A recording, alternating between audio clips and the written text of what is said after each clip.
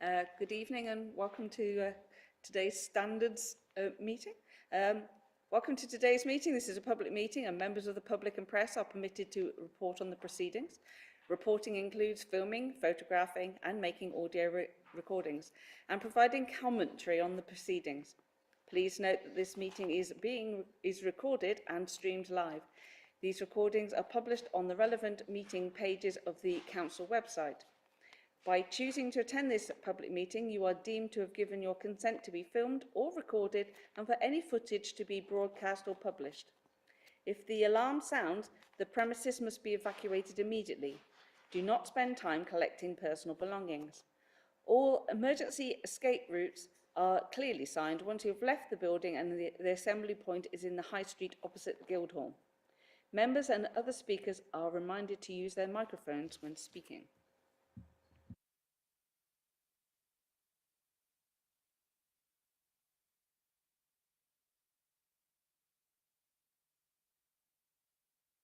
Yeah, so if we can start going through the minutes of the... Oh, no, declarations of appointments of substitutes. I found it now. Any substitutes? So, yeah, Chair, just to let everybody know, we've got Zoe Cookson here for Matt Lamb this evening, so that's one substitute. I have had a couple of apologies as well. So Ray Needham, our independent person, has sent his apologies. Also, Dawn Merriman from Warner Parish Council sent her apologies. So note those as well. Okay. And any declarations of interest? No. And we don't appear to have, we got any public participation? We have none. Now we go on to the minutes. So the minutes, this is the minutes of the meeting held on the 27th of June 2023. Is everybody happy, or do we want to go through the minutes? If anybody can remember back that far. And now we come to civility and personal safety. Thank you, Chair. It would be much better not to have to debate civility and public safety, but I think all councillors here will understand why this has become an important topic for elected councillors. So putting this report on the agenda is really an information report and to encourage some discussion this evening about a review really of the steps that the council has in place and any further actions that you think we should take. This is very much something that we should view as a shared endeavour. It unites officers and members, I would say. We all want to operate in a context of civility, feeling safe, respectful debate, and supporting the mandate that elected representatives have. And really, there's several reasons for putting the report on the agenda. The Chair and Vice Chair of this committee had previously requested that we brought such a report and had this discussion. And at our last meeting of the Council, a motion was unanimously agreed, which I've set out in the report, really standing behind the strength of the LGA's Debate Not Hate campaign, asking the Standards Committee to ensure there are clear reporting and review mechanisms in place relating to abuse, intimidation and public safety, and asking the Council's 4 political group leaders to show their support of a zero-tolerance approach to abuse of councillors and officers. And so I'm just going to obviously pick out a few points from the report and then, through you, Chair, very much invite a discussion about it. The Local Government Association has been campaigning on behalf of all of us for some time in relation to civility, and members who've had a longer tenure on this committee will recall that when the new Code of Conduct was introduced, there was a discussion about whether civility as a principle should make its way into the code instead of just respect. And it's a pity in many ways that it didn't, but it is a word that I think we recognise in Worcester and doesn't need further definition, I would suggest. The Local Government Association has said that repeated attacks on councillors, verbal attacks and worse, has a chilling effect on democracy and people's willingness to step forward and retain their roles and put themselves out. So this is something that the LGA is very active on, Debate Not Hate and other campaigns, and in the report I've sent links to material which has been previously circulated, and I know some of you have been on the webinars that the LGA provides. We ourselves, as the City Council, working with the other Worcestershire local authorities, have commissioned and delivered 2 specific training sessions on respect and civility, led by Bethan Evans, and I know a number of you were at those sessions. And as well as exploring the concepts, we've tried to have more practical discussions about how we avoid harmful debate, how we de-escalate, and you'll be aware that the revised Code of Conduct gives members a mandate to disconnect from harmful debate. It's not disrespectful for members, however diligent they are about their own local public service duties, to disconnect from somebody who is being harmful or where they perceive there to be a threat. Harassment is a well-established principle in law, and anyone who feels they are being harassed should take advice and report it. But, you know, there's a number of difficult concepts here, and obviously my report recognises that, I've said, perennially difficult area, the boundary between acting as a councillor and acting in a personal capacity, being locally visible, whether in person or social media, does not make this easy. And the LGA's guidance encourages us to think about putting some boundaries in place so that councillors can have a place where they disconnect from harmful or abusive messages, content, or threatening behaviour. And there's also obviously an opportunity, as the motion recognises, for political group leaders to sort of push this as a campaign within Worcester. And I think perhaps civility linked to personal safety across officers and members is something that I think, you know, probably the time is right for Worcester to do something around that in the sense of raising awareness and standing together. So apologies, my report doesn't get any more cheerful when we move on to the topic of personal safety. So we understand that personal safety is a consideration now for councillors, as it is for elected MPs, and I've provided some detail in the report as to why. The council owes its councillors a duty of care to provide a safe working environment, but councillors spend a lot of their time undertaking their duties outside of council premises, and so it's difficult for the council to have the same level of oversight as it would over employees. And when you're out canvassing, you're not covered by the council in any scenario. You're acting on your own political will, and you know you can be exposed to risky situations in that scenario too. And it's difficult for councillors to, as highly visible members of the community, to put themselves out of harm's way, you know, decisively in all situations. So we've got to have a kind of active dialogue around this and look at what were all the measures. And as I've said in the report, this very much should be seen, I think, as a collective effort and something that unites all members and officers for the common good. In terms of practical tips, I've set out what some of them are at 4.3. I'm not going to read them all out. We have got guidance for members and we are refreshing, and we will recirculate that guidance again. We've provided face-to-face personal safety training. I think we've had a good response to that training. A session was delivered again recently, and there's another session scheduled in June. There are obviously seminars you can join as well. And I've suggested we might consider making personal safety a mandatory training module for all members after the May election. The LGA, as part of their campaign around safety and civility, is saying, let's put beyond doubt this question of whether members need to publish their home addresses or not. There are different views in the sector. We have had expert legal advice that if councillors have any reasonable belief that their personal safety may be compromised, they can withhold their home address from the public record.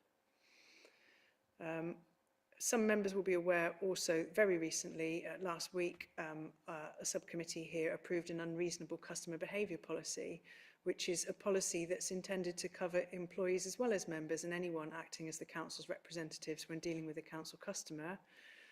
And the policy provides a clear framework for council representatives to disengage with customers whose behaviour is unreasonable.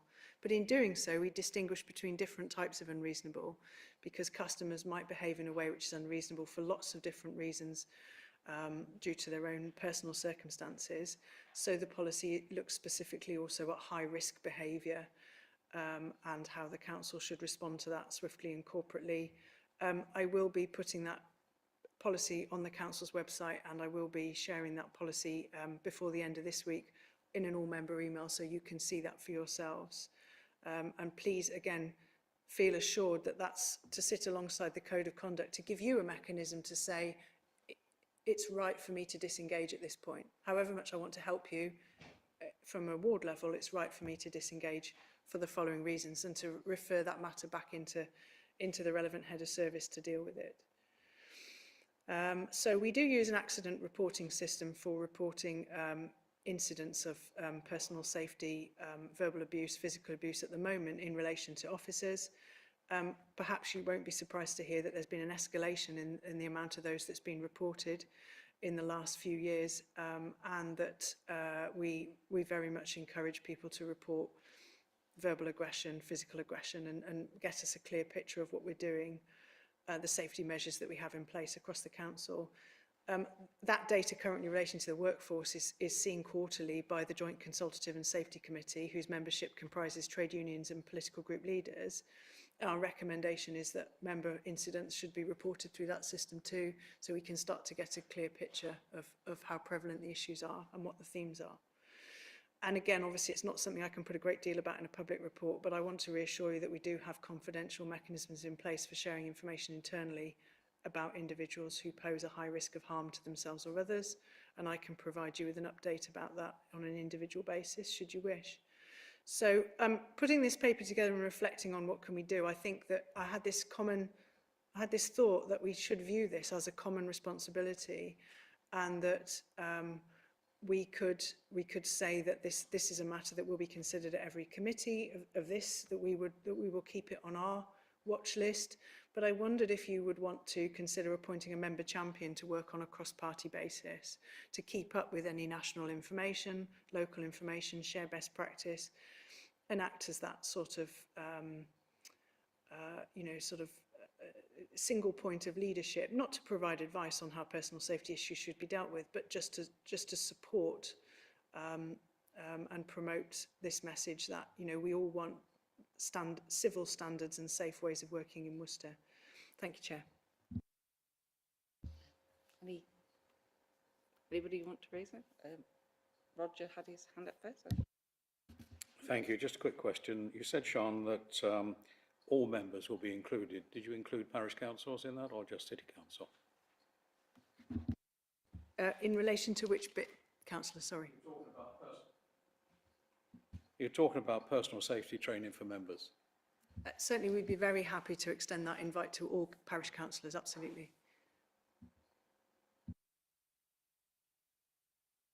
Richard might have been next. Yeah, thank you, Chair. I've been councillor here for frightening now 34 years, and I've seen times change radically over that period, and have to say that the worst times were in the early years, especially when the introduction of the poll tax was being introduced, and we had threats and violence inside the Guildhall during council meetings. And that's something which I think I want to touch upon. It's actual council meetings themselves where things can sometimes get threatening, personal, and safety can be challenged. I'm aware of a recent licensing subcommittee, which I wasn't at, where there was a concern about personal safety of the members. I'm not sure whether we've got a full explanation training for our chairs of committees and other members to know how to respond when that happens. And I do think that's maybe something we should perhaps consider, because I've been in this room when people have been aggressive, nasty, and threats have been made from the public gallery and from public speakers, and it isn't pleasant, and you do wonder if they're waiting for you outside when you leave the building. Sometimes they actually have been. So I do wonder if there's an element there of training which I don't think has been covered in this, which we could pick up on. Through you, Chair. Yeah, I think that's a very fair point. Scenario-based training and a short, accessible procedure that can be laminated and brought into the meeting, and those in the meeting have had the training, then they know what the mechanisms are and what assessment's been made before the meeting starts. Absolutely, I think that's something, a gap we can address quickly. I'm grateful you raised it. Yeah, I would suggest it's also not just chairs, it's any councillor, because if you're sitting down that end by the public gallery, you do suddenly think, I regularly sit next to the public speaker. So. Exactly, Chair. I'm normally sat there during planning committee meetings, and the public objectors are normally sat next to me, and it can get a little difficult at times. And you know, I've had many threats over the years. One of the most recent ones was somebody threatened to poison my dog over something which they didn't like what I'd said. It does happen. I tend to dismiss it and don't take it seriously. And maybe that's a mistake. And I think sometimes we should take these things more seriously than we do.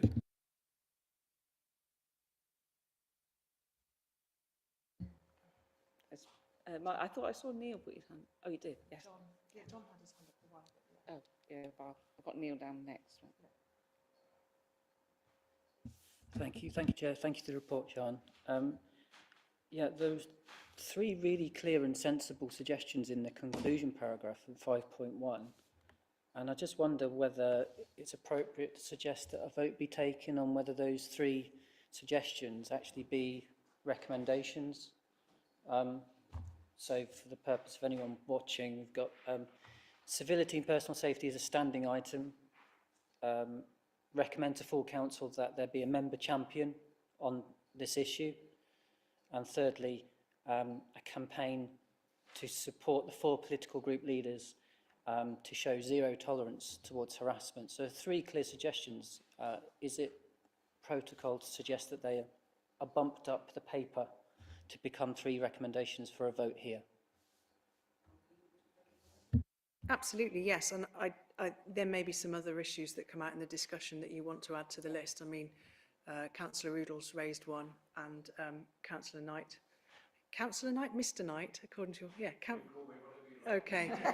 And I think that at the end of the discussion, if people want to say that those plus the other issues that have been picked up, that will be form the work programme, and I'll report back on that at the next meeting. Then we'll take that forward on that basis. John? Thank you. Really building on some of the comments that Roger made earlier, parish councils are not noted for acrimonious debates and threats and the rest of it. But some people may remember that a year last February, we had a meeting of St Peter's Parish Council, which actually made the front page of the Worcester News with a discussion over the proposal for a pump track in Battenhall Park. And when I think back to that night, I wasn't actually the chair of the parish council at the time, but I think, well, actually, I couldn't have handled that either, because things did get out of hand. And I remember that one person said to the parish clerk, "I don't like the look of your face," which, to be honest, I don't think Alex could have done very much about that. But I would make a special plea that any training you are considering, please include the parish councils. If I may, through you, Chair, I think that the committee would very much support that, and I will take that as an instruction from today to make sure that parish councillors are covered in all the training that we provide.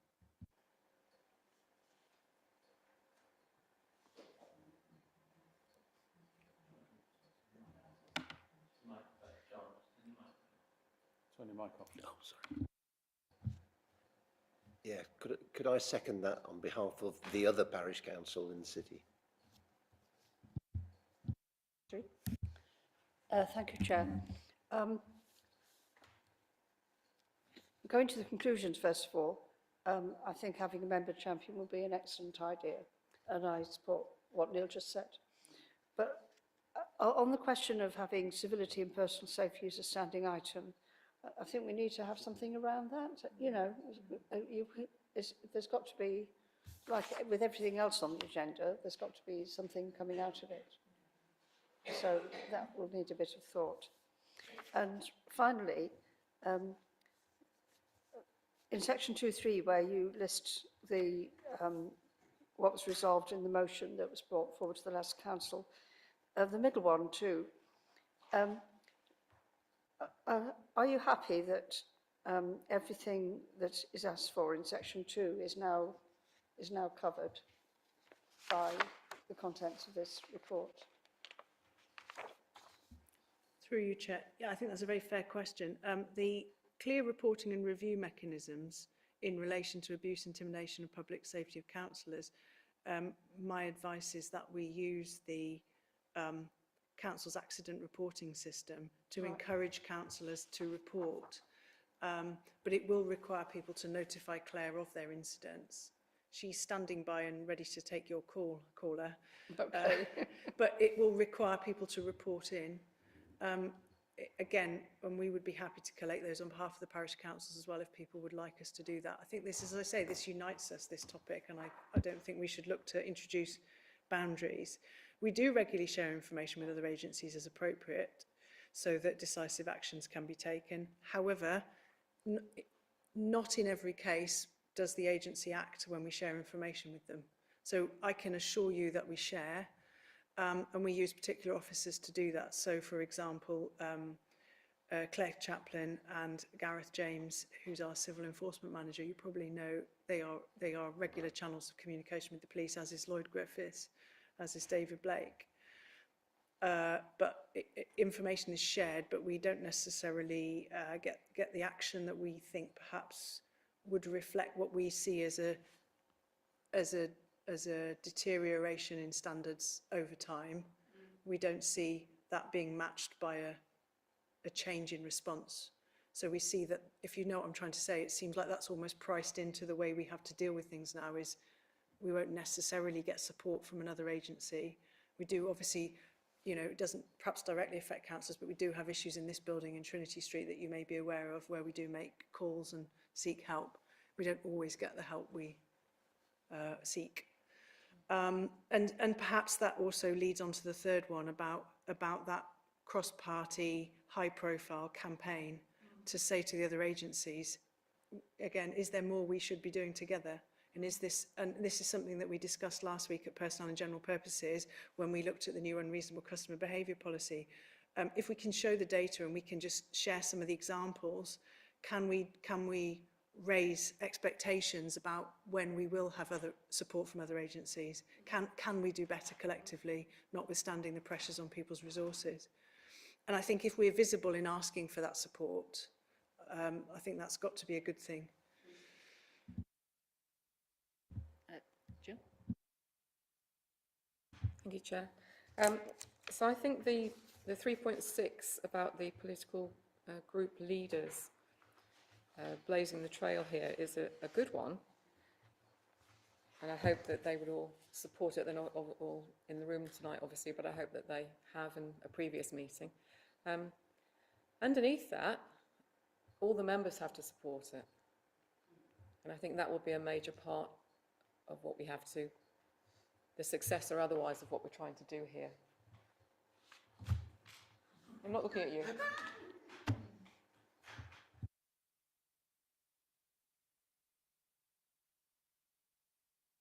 So members are signed up to the Code of Conduct, but you could, as a committee, think about, is there some further demonstration of commitment to the principles that you would want to see, perhaps at a full council meeting, some context you want to put around it where it might be, as I say, coterminous with appointing a member champion for safety and civility. Perhaps there's something we want to, some motion we want to put forward then that all groups can support.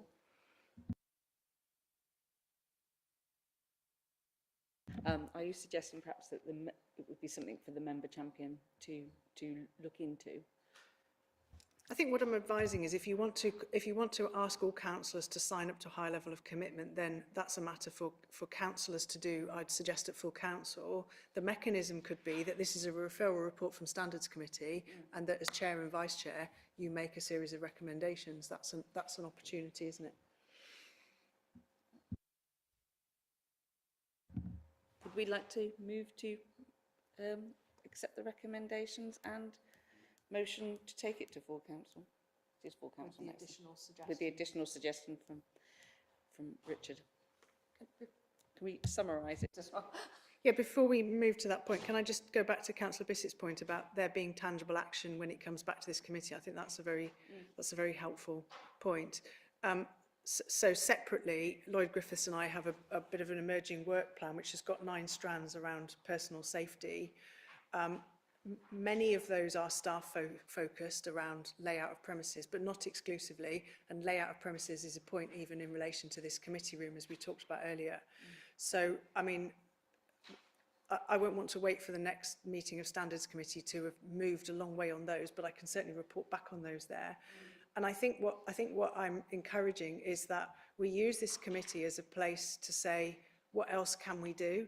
And if we have a member champion, we can invite them to this meeting, and they can just be another voice and a listening ear in terms of what else is going on elsewhere in Worcester or elsewhere, what is best practice. Because there are some principles in here that I think won't be obvious to members, like a right to disconnect if things are getting abusive and disrespectful. And I think it's really important members know that. So I think definitely we should view this as a place to challenge whether we're doing enough. Because I think it's one of those topics, it requires that, doesn't it?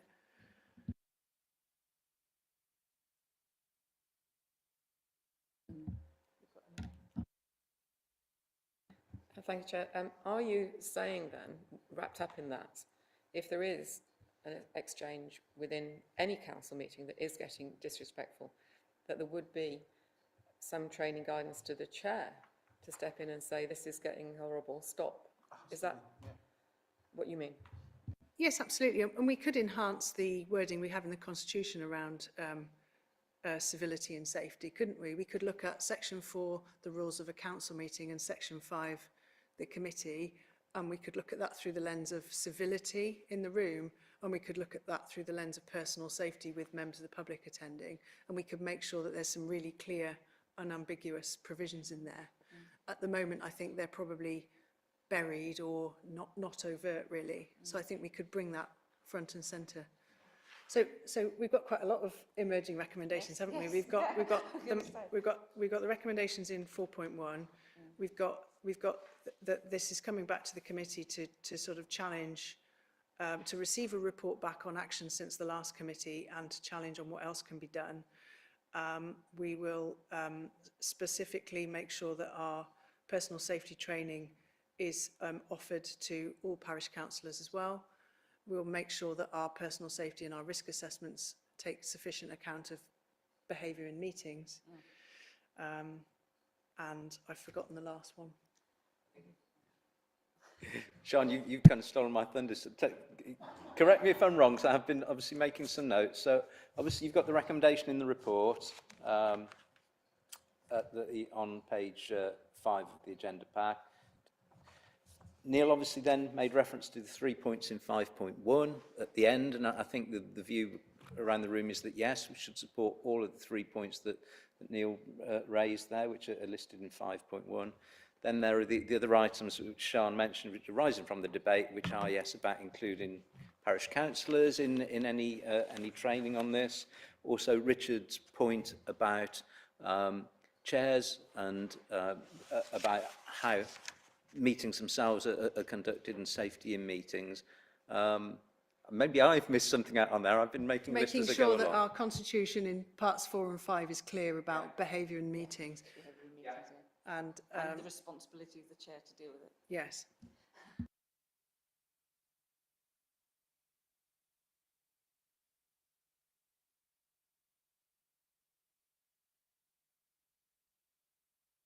Roger? Just an afterthought, if I may, Chair, and that is when all this is concluded, it might be worth briefing local media, because I think councillors are seen as fair game.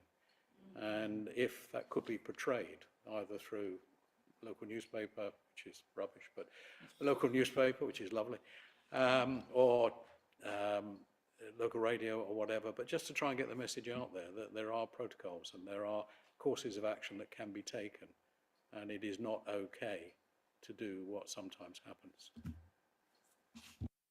Through you, Chair. Yes, absolutely. We've already briefed our comms manager in anticipation of tonight's debate and the discussion we had last week about the unreasonable behaviour policy.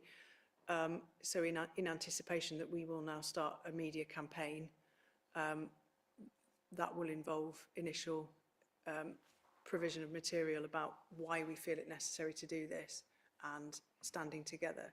So we will obviously work with our 4 group leaders to get that right, and obviously involve chair and vice chair as well. Yeah.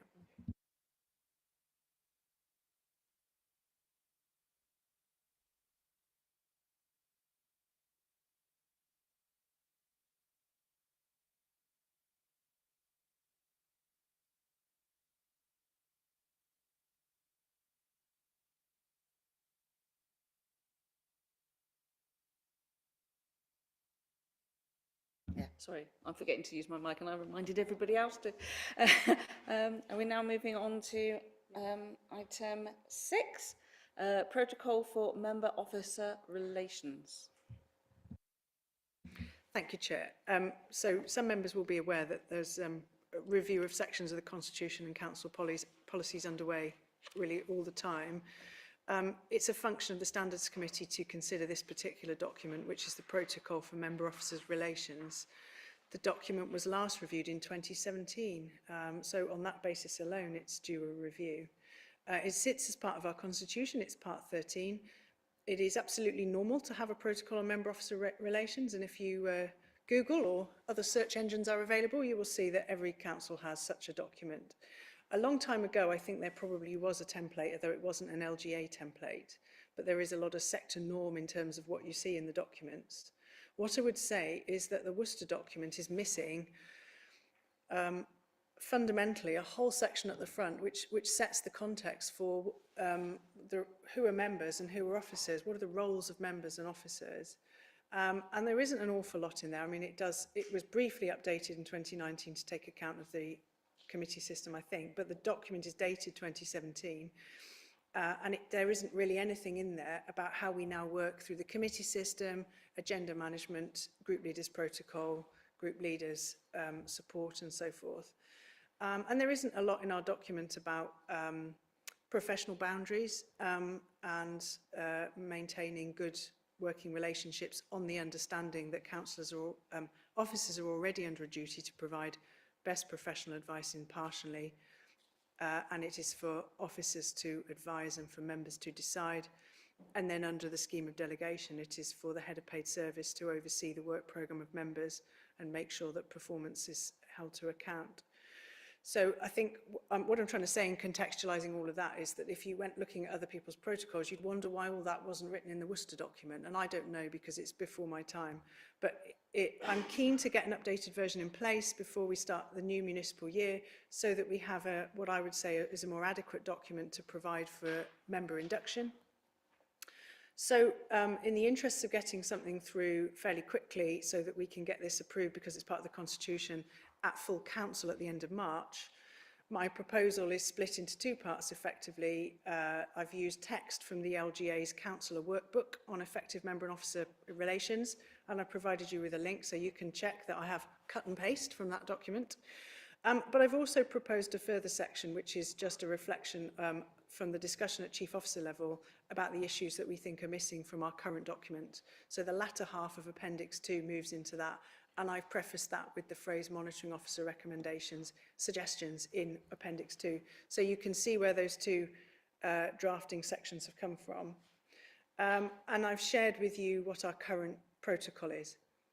And really the only changes that are needed to that are minor typographical issues. Really, there's still a reference in there to key decisions, which is a legacy of a previous cabinet regime. But otherwise, I think that the document is, the existing document we have can still stand, but it needs these additional sections added in. And I've tried to explain in my covering report why I think some of the points in my monitoring officer suggestions need to go in there. I think we have lost sight of the kind of governance significance of the committee system then in terms of access to information, for example.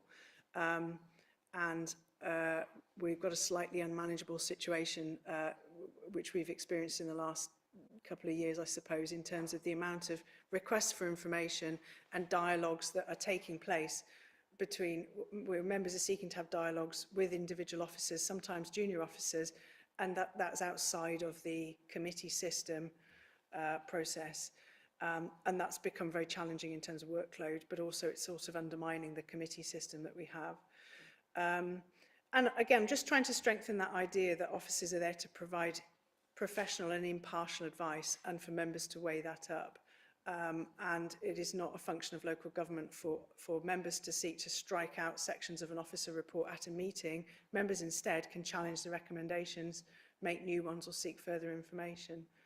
And trying to steer us away from, moving to a position where things are becoming personal or we're suggesting there's bias. So again, I'm trying to keep my suggested amendments to a fairly contained set, but just really equip us to go into the new municipal year with a more balanced document. And also similarly, something you'll see in other council documents is a recognition that there are boundaries and private lives, and social media, for example, is a place where work-related dialogue, there shouldn't be any expectation that officers can ask members kind of outside of work time, or members can ask officers outside of work time for those work-based conversations.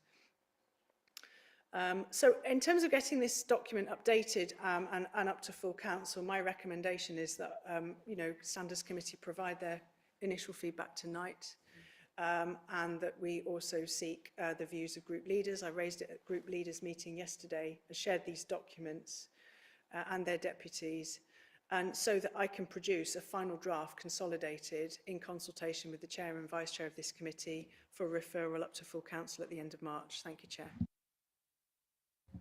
Thank you, Sian. Anybody got a? I've got. I'm very pleased to see this because as a new councillor in my first year here, I sat in the full council and witnessed a heated debate about including a motion on civility, which seemed very much antagonistic and unnecessarily antagonistic, and it struck me at the time of what a way to go about addressing asking for more civility, and how could you get aggressive about asking for civility? So and it's taken 2 years to see it coming to this stage, so I'm very pleased to see a shift change in the attitude amongst the members and to a more respectful debate, which is what we should be having. So thank you very much for bringing this forward. Who was in first, I think? Thank you, Chair. Thanks again, Sian. I appreciate that you want to get this in time for new councillors in the May election, so I appreciate that. I'm also grateful that we're discussing this because it needs to reflect the committee system. It definitely needs updating to be in line with our new way of running the council, so it is clearly overdue, this.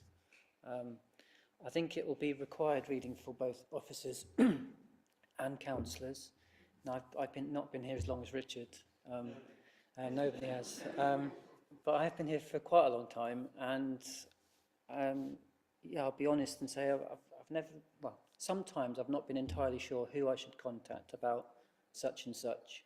So this will be required reading for me. Like, I'll genuinely read it and go, well, if I have a query about that, I need to go to that officer. Because in reality, I think we go to the people that we depend upon most of all, the people who are responsive.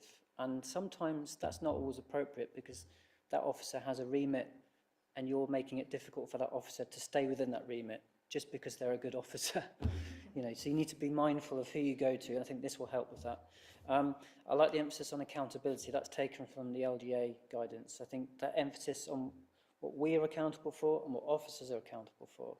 I do sometimes struggle to accept that we get the blame for everything as councillors, where officers can lay low if they want, knowing that accountability ultimately rests with us. I'm not going to name any names, I'm not thinking of any, I'm just making a wider point. So I think this document, it will make it clear where the accountability lies for councillors and officers. So yeah, thank you very much for this. I think it's very timely, fully in support of it. One thing I forgot to say for the eagle-eyed is that there's a typo where I've used the word impartial, where there's too many double negatives, and I should have said partial, but yeah, that it needs a little bit reworking, and there's a sentence missing around nobody wants to make this personal, which is the point I was trying to make, so I need to rework that little bit. Could I just respond to Councillor Lawrenson's point about accountability? One mechanism that I think is really valuable at Worcester, and I think has been beneficial in my 5 years here, has been having a kind of culture of teamwork between officers and group leaders. That's not to say we don't have it with every councillor, we do, but councillors sometimes spot things that officers can't see because they have a different perspective, and confidential information shared in that group leader setting has led to changes including personnel changes. So not to put too fine a point on it, we don't want to lose that mechanism. But it's about being able to do that, I think, in a confidential space where it doesn't become a personal attack between one person and another person who might be junior. It's about doing that, you know, if you like, a kind of, excuse my clumsy phrase, but kind of at board level where you've got your small cohort of members saying, we're getting a lot of noise about this, and we're getting a lot of noise about this issue, and officers at any council will tell you how important that mechanism is. So a document will only ever say, please don't criticise a junior officer publicly, you know, but I would really want to recognise what you're saying about needing that. Accountability does sit at lots of different levels, and it should, and officers are covered by the Nolan Principles just the same as members. So it isn't supposed to be a passing over of all responsibility, and we do really welcome that feedback loop. Would you include naming individual officers in that? So again, I think that looking at the existing protocol, it does make it clear that members should raise with corporate directors or managing director concerns that they have about individual officers. Yeah. Yeah, on a role basis rather than... Yes, and ideally, if we can facilitate those conversations through group leaders, that's by far the best mechanism. So whether that's done on a one-to-one with a group leader talking to the managing director or the relevant director, or whether that's done on a slightly broader topic, if it's a wider question. Those of you around the table will know it's no secret that the planning service was we were in a position of poor performance a couple of years ago, and members were involved in highlighting to officers some of the things that they could see from their side of the table. So, you know, as an example. If we can, again, just use the group leader mechanism, whether that's done individually or in a wider meeting, that would be appreciated. I believe it's Richard and then Jill. Is anybody else? Richard. Yeah, I think this report is welcome, and I think it's less of an issue here than it is up at County Hall, where I regularly see members and officers attacking each other on social media. and that's more than unfortunate, sometimes by name as well, and that's clearly wrong and clearly inappropriate. But it does happen at district level, and I think it's clear that that shouldn't be the case. An issue which has not been covered in your report, I would like some clarity about. Because I represent St John's, the residents of St John's think everything on the other side of the river is in my ward. And I frequently get calls and requests from people who live in either Bedwardine or St Clements. I've always tried to ask them to refer them to their own local member, but sometimes they don't want to do that. I have been criticised and attacked for taking up issues on behalf of people who do not live in St John's ward. I believe I have a right to do so. But quite recently, an officer of the council told me that I had no right to ask for information as the issue was not in St John's ward. I believe I do have a right to ask for information irrespective of where the situation or what the issue is and where it's located. As it happens, the issue in question is it was adjacent to St John's, but that doesn't matter. I just wonder sometimes whether individual members are ensuring that officers come under pressure not to share information with people outside their electoral wards, and whether we can do something to actually prevent that from happening. So there's two elements to this, and I think probably, Chair, you'll want to come in the point about member-to-member protocol. In relation to the access to information, our existing protocol is reflective of what you'll also find in the LGA, which is that members have entitlement to information on the basis of need-to-know principle, which is a kind of common law principle. You know, is it necessary for that information to be shared? And it is a sort of stratified approach that obviously as 35 councillors, parish councillors, if it was a parish council issue, you have a higher right to know information than a member of the public. So take, for example, our previous item on personal safety. You could say to me, how many issues have we actually had, and I could produce a report for you, and there might be a reason why we don't send that out through FOI. Do you know what I mean? So you start with that higher right to know. However, then the protocol and any other guidance you see will then say it's got to be relevant to your particular role. So we do, in this document and others, distinguish the rights of ward councillors to ward-specific information than others. So then the next however is we operate a committee system. So quite a lot of things have an overreaching approach. So then as a member of the committee, you will have access to that information that if you won't necessarily if you're not a member of that committee. So it's a sort of sliding scale. So I expect that the advice, if it was outside of your ward and it was ward specific, was that doesn't relate to your ward. There is a secondary point about where do we want to go member to member about working across wards. And this document is sort of ignorant of that point because this document talks about working at a ward level or working at a committee level. And so if you as members, and perhaps this is something you'd like to look at, post the elections, because we're going to sort of time out in terms of the full council process. As members, if you wanted to look at the protocol in the constitution that's called councillor duties, we could be more explicit about what are we saying about cross-ward issues or adjacent ward issues. At the moment, all officers are doing is implementing the simple position that it's your business if it relates to your ward or it relates to your committee. So if you want something different, you'd need the support of others to make that change, I think. I was asked previously, do we have a specific provision like the county do, saying that members cannot work in another ward? And that doesn't exist. Right, okay. Some people think it does. Okay, yeah. I did go looking for it and I couldn't find it. What we have is in relation to access to information, but I have strengthened the provision in here in my amendments around officers. It would be reasonable for an officer to decline a request to help with something if it doesn't relate to someone's ward or their committee. As much as anything, we are trying to manage our resources, and we're in straitened circumstances, and our officer base is limited. So I think what I'm saying is, if you want something different about collaboration across wards, that needs to come through the councillor duties document in the constitution instead. I'd be interested to know what Sean says or thinks or responds to this.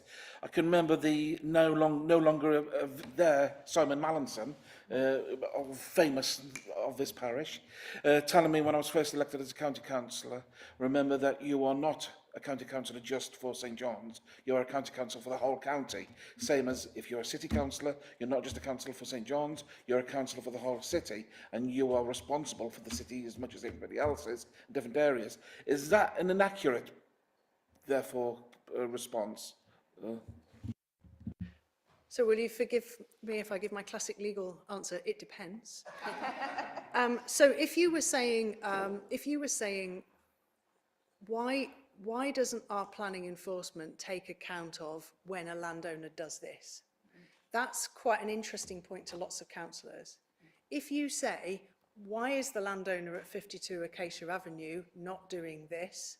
That's ward level. So I'm not trying to split hairs, but obviously casework at ward level stays at ward level. A lot of policy things are of interest across the city. So the way we keep the city clean, the way we enforce, those may manifest as ward issues, but they're of interest across the city. And you would then be asking for that conversation at the relevant policy committee about, are we doing the right things?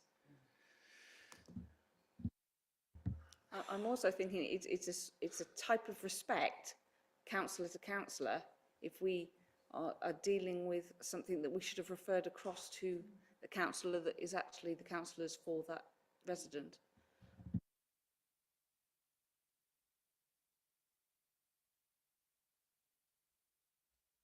Obviously, we can't talk about individual circumstances, but yes, ward members have to deal with issues within their wards. If there's a wider policy point, then other members can raise that.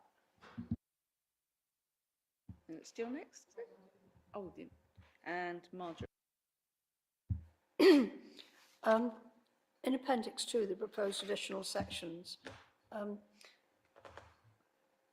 the last section, relations with statutory officers, I felt a bit confused because in the first sentence, sorry to be picky, have regard to the advice given by officers. Should that say to the advice given by statutory officers? It's not clear. I read that heading, and then at the end of it, or maybe the, anyway, I think it needs a bit more tidying up. Yes, thank you, Chair. Do you mean in this, in the section called Relations with Statutory Officers? Yeah. And perhaps the title is confusing. I've added the title to what is otherwise text cut and paste from the LGA. Yeah. I mean, members are like trustees on a charity. You've got to have regard to advice that's given. In the local government context, specific roles are also designated to give you advice. Right. But there will be other sources of advice that you should take. So if the item is a biodiversity item, then the monitoring officer isn't going to add a lot of value, and a biodiversity officer will. So actually, maybe the heading is misleading because perhaps it's about advice and statutory officers. So, what you're supposed to do in law is have, I know you know this already, but have regard to all relevant considerations when you make your decision and disregard irrelevant ones. And in order to do that in law, you had to have had advice. So possibly it's just, I'll just look at, perhaps it's the heading that's wrong because it's advice and statutory officers, I think. And the Section 151 officer, wouldn't that be the Chief Financial Officer? That's right, yes. Yeah. Yes. And we use those titles in documents like this as we do in our constitution because then they survive changes in appointment that we make here. Course. Yeah. And I just have one other small point, which is, do we have some kind of rolling programme for reviewing parts of the Constitution? Because it does seem quite a long time ago that this was last looked at. Yes, I think, Chair, you're looking at the rolling programme. What I do is I just try and schedule something for every quarter. So obviously that's been quite a lot of sort of HR policies which have gone through JCSE, constitutional reviews. I've done parts 4, 5, 11, 12. We're doing 13 here. So I've been doing them kind of as and when. I feel this one is overdue, and I think that it's just beneficial in the context of sort of Team Worcester, isn't it? And when I did the employment one, which went through full council at the last meeting, again, I felt that one was overdue. So I can't make any excuses other than you will all see from the other committees you're on just the amount of other policies we're taking through. Yes, I just want to say thank you very much anyway for this. It's very much needed, and there's some good work here. Jill? Thank you, Chair. I've heard it somewhere, I think, that councillors are legally obliged to believe that the advice given to them by appropriate officers is correct. Is that true? I don't think it will be phrased like that in the legislation, but it will certainly require members to have regard to the advice, because the way it plays out is through the judicial review process, that if there's evidence of failure to have had regard, it's a very easy ground to get a decision set aside. And I know you know this already, the court doesn't then question the merits of the decision that was taken, it refers it back to be done again. So I think that's the legal reason, because it's failure to have regard to advice.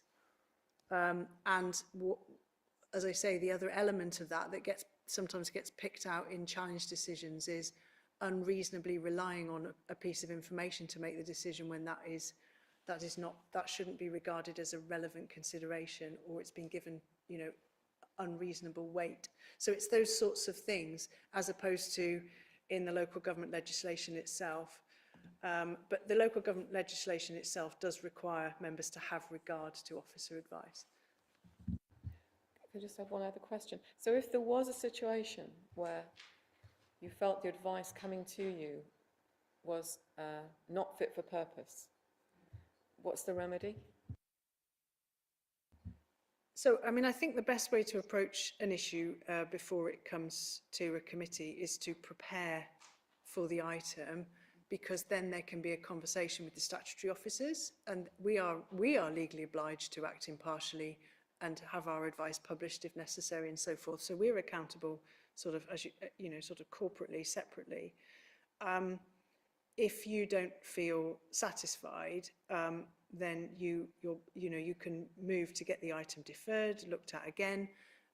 In the CIPFA Code of Practice, for example, it says, when members are making investment decisions, they should be sure that they've got all the advice they need, including experts. And, and sometimes that gets, termed consultants, but sometimes it's about challenging the in-house team and saying, are you sure you're the right people to give us this advice?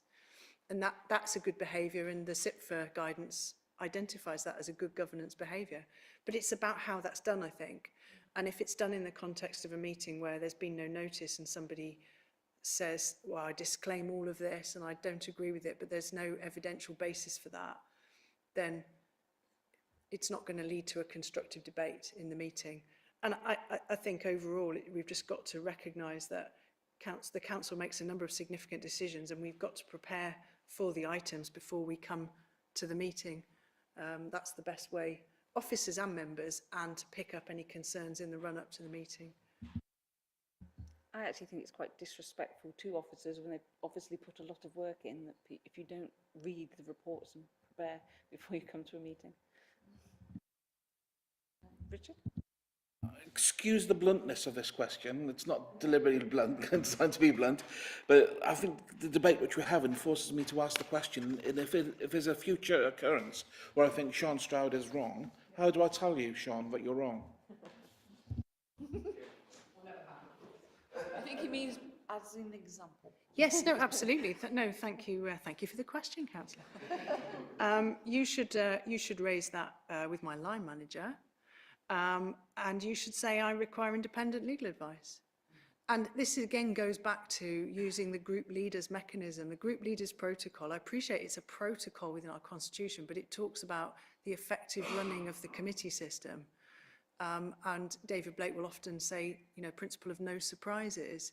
And it works both ways, doesn't it? If something feels wrong and you want to raise it, the best place to do that is before the meeting, in any context before the meeting, even if it's 5 minutes before, ideally longer. But I think that's dealing in good faith. That's not dealing behind closed doors. That's about trying to be one council team on something, because we should all surely have the same objective goal, which is legally reasonable decisions, And so it should feel comfortable to say, I'm not sure about this, or have we got enough on this? And in regulatory matters, as we know, that's particularly important. Significantly, if I may say so, how does Sean Stroud tell me that I'm wrong?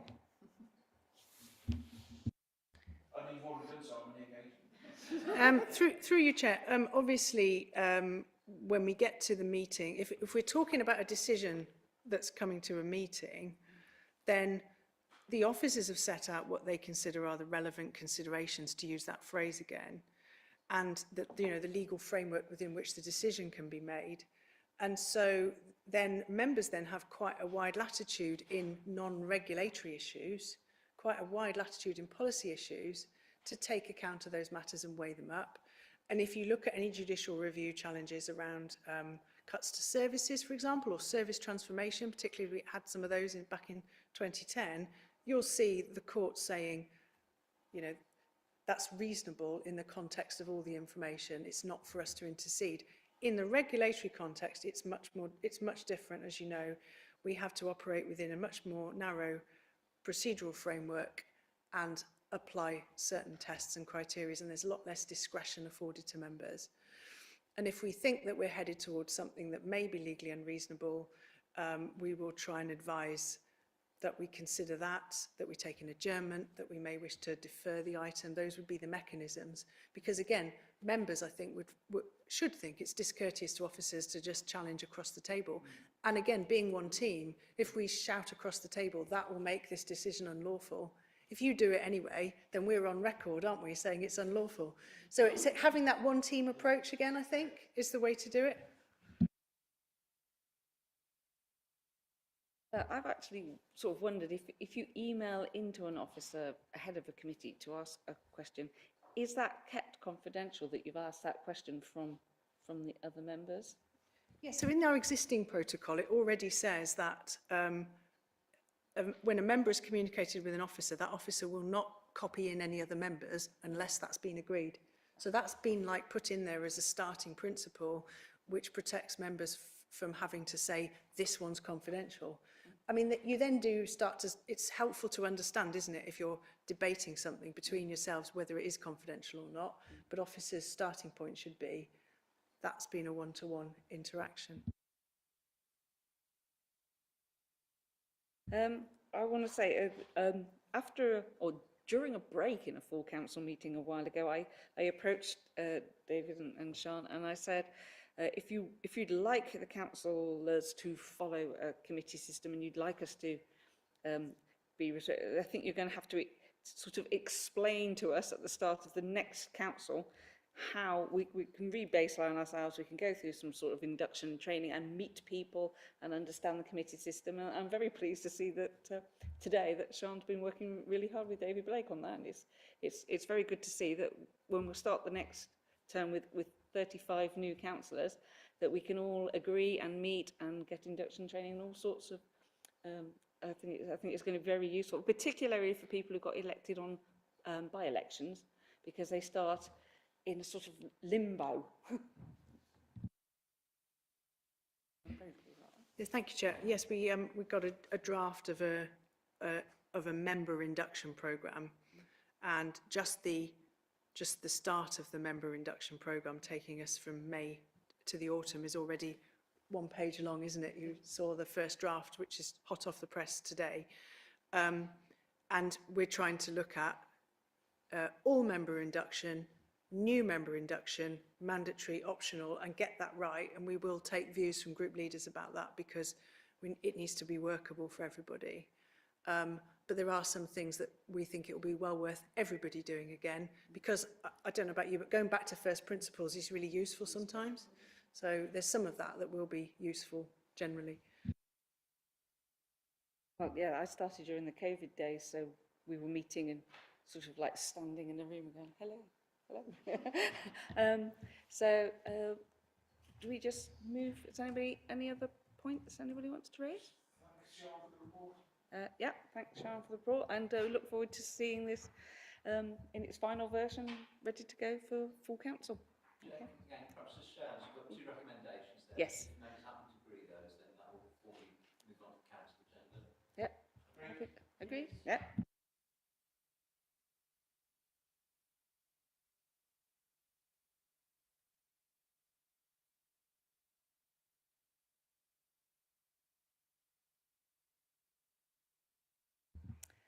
Agenda item 8, local government and...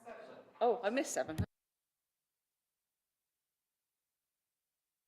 Sorry, yeah. Complaints made under the Members' Code of Conduct.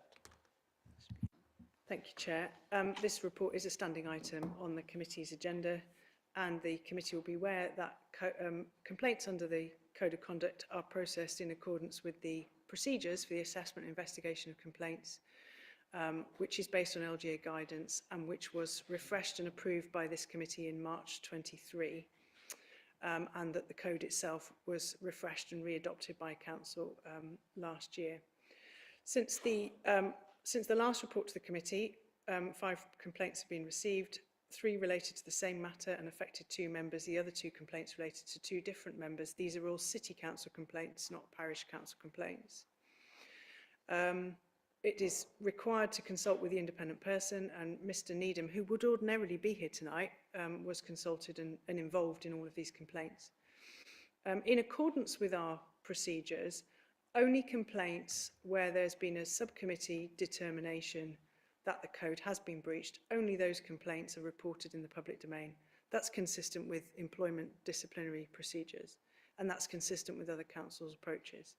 So I am able to tell you that the subcommittee did meet in November, and the subcommittee's membership was drawn from this committee, and a complaint was considered against Councillor Shafaz Ditter, and that complaint was upheld. It related to remarks made to somebody in the city, and the committee was satisfied that that Councillor Ditter had identified himself as a councillor, so it was caught by the code. Councillor Ditter attended the meeting. The subcommittee were satisfied that he was sorry for the offence, but they did note his lack of engagement, and they did note that they concluded unanimously that he had breached the code, on the principles of respect and equalities. So the subcommittee decided that the outcome of the complaint should be that Councillor Ditter should write a letter of apology, and I can report that as at the date of this report, no letter of apology has been provided. In relation to the other complaints, they have been resolved informally. They informally can mean a number of things, but it does involve a detailed assessment of whether the principles of whether the code itself is engaged and what principles are relevant. And all of those have been shared with the Chair and Vice Chair in accordance with our procedures. Code of conduct training, just to note that code of conduct training has been provided and will be provided again post-May. So that's all I want to say on that item, Chair.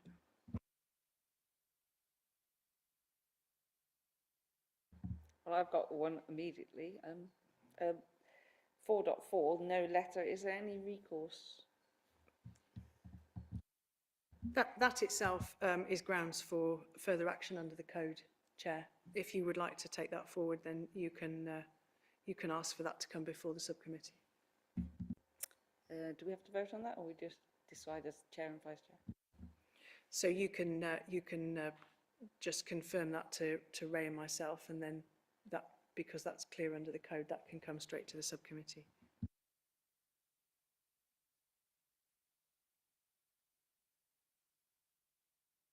Zoe? You preempted my question. I was just interested in the compliance, because just on a process level rather than a particular one, was clearly you have a subcommittee hearing, it agrees a particular course of action and what happens when there is non-compliance, and you've answered that there is a follow-up process, because otherwise it seems a bit daft you have a process if you don't then follow up the action. So I'd be very supportive of making sure that if ever non-compliance is found by any councillor, that it should always be followed up as a matter of course. Jill? Thank you, Chair.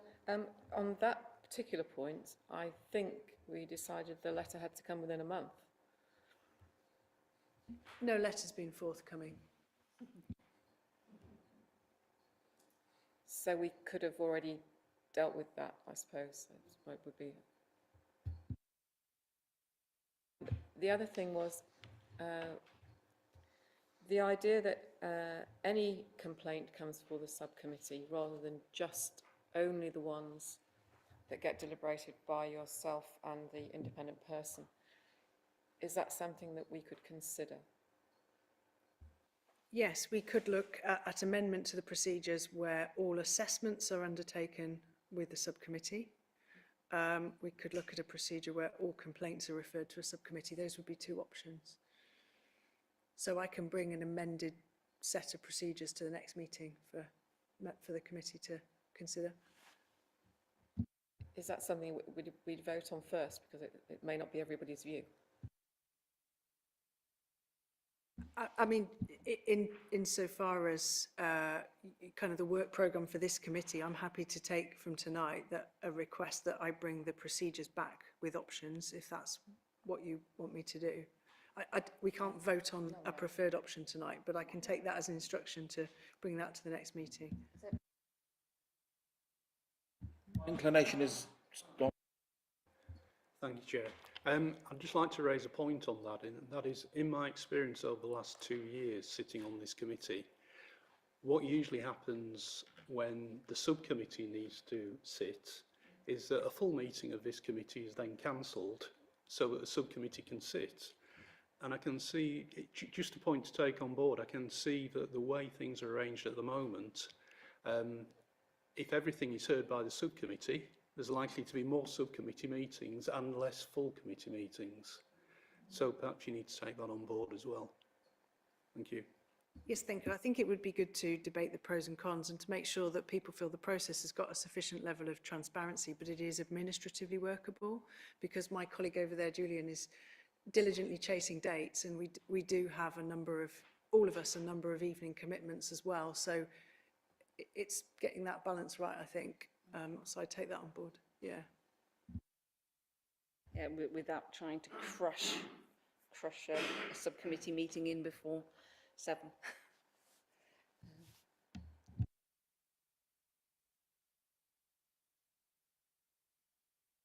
I think we, is there any other, Richard, do you want to point? All I was going to say is my inclination is that such a report would be useful, but I don't think we can predetermine in advance what the outcome of the decision might be. It may well be that the Standards Committee would want to keep the situation and keep the status quo rather than make any changes, but I'm more than happy to have a look and see what the options are. Yeah. I'm just wondering, is it possible to commit to not cancelling more than one meeting?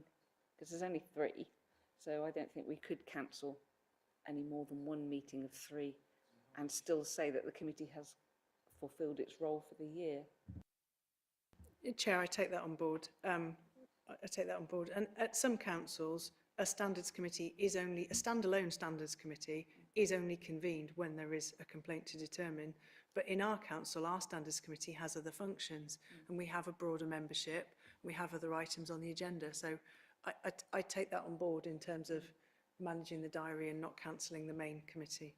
It's a fair comment.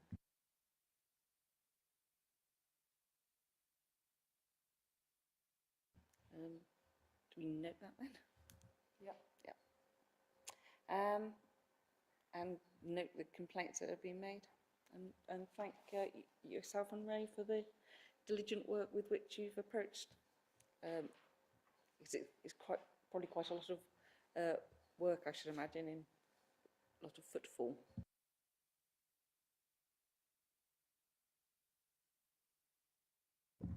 Agenda item, moving on to agenda item 8, Local Government and Social Care Ombudsman Annual Review Letter 2023. Thank you, Chair. Yes, this letter lags behind the reporting that we already do to this committee. So when you see this report, it reminds you of things you've already had at this committee. I just want to contextualise that. So 2 complaints were referred to the Local Government and Social Care Ombudsman in the year April 22 to 23. So only 2 complaints were referred. However, both complaints were upheld by the Ombudsman. So statistically, percentage-wise, it's 100% upheld by the Ombudsman. Numerically, it's 2. They're significant cases. They've been reported to the committee before. One related to private sector housing enforcement standards and the process that the way that the enforcement action was carried out and whether the team had a discretion or a duty in the first instance to undertake enforcement and whether their timescales were reasonable or not in undertaking that enforcement.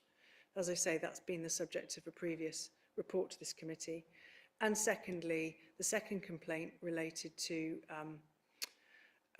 the process by which a customer of Freedom Leisure was temporarily excluded from use of the facilities at Freedom Leisure site. And there was personal information in that complaint, obviously, which was shared with the committee previously under an exempt appendix.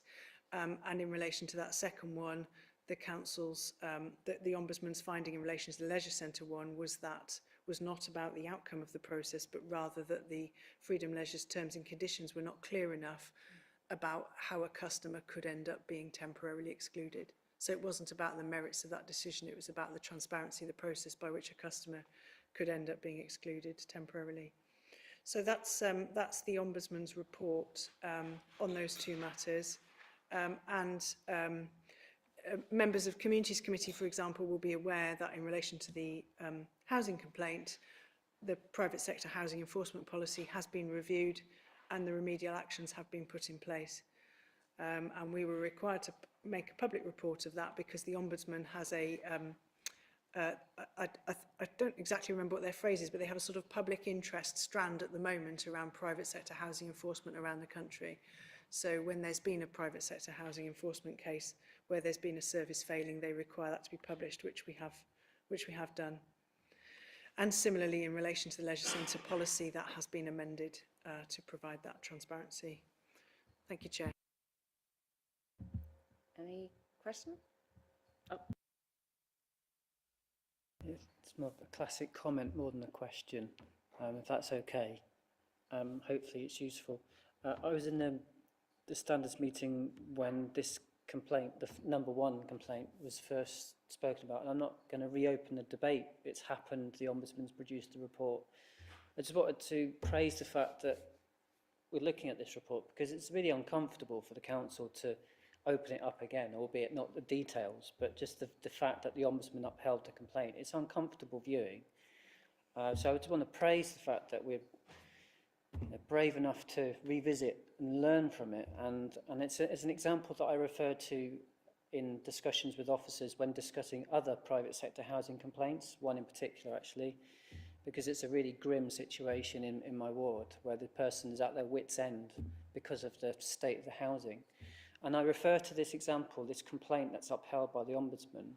So thank you for being brave enough to share it again, and thank you for learning lessons from it, because those lessons were clearly needed to be learned. And I've met with housing officers since the meeting, and I can see that they've really taken on the criticisms, and as a result of that, people who are having to deal with private sector landlords are getting a better deal from this council, because this council is now more proactive in comparison with, say, 12 or 18 months ago.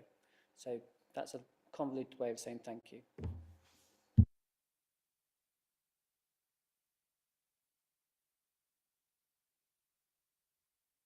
think we just moved to say when noting it. And thank you for the report.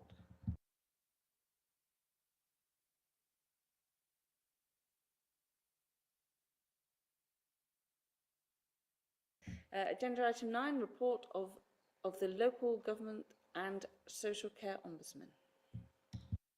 Thank you, Chair. So yes, this report is a current report. So obviously the previous report was the Ombudsman's annual review for a year that we recognise as some time past, whereas this report is what's happened since the committee last met. And in that regard, I'm pleased to report that there have been no reports or upheld decisions received or incidents of maladministration identified by the Ombudsman since the previous report in June 2023. So that we have a good track record as we're in this municipal year. Clearly, the year's not quite finished, but as we go to print, that's our current position.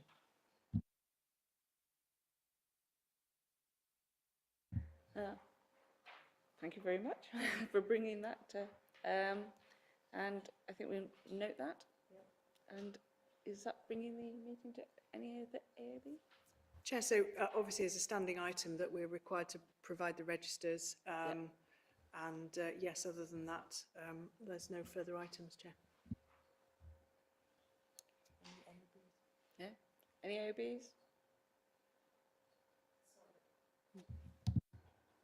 Are we supposed to fill these in now? They're just for inspection. Sorry, no, we're required to provide them for inspection, that's all.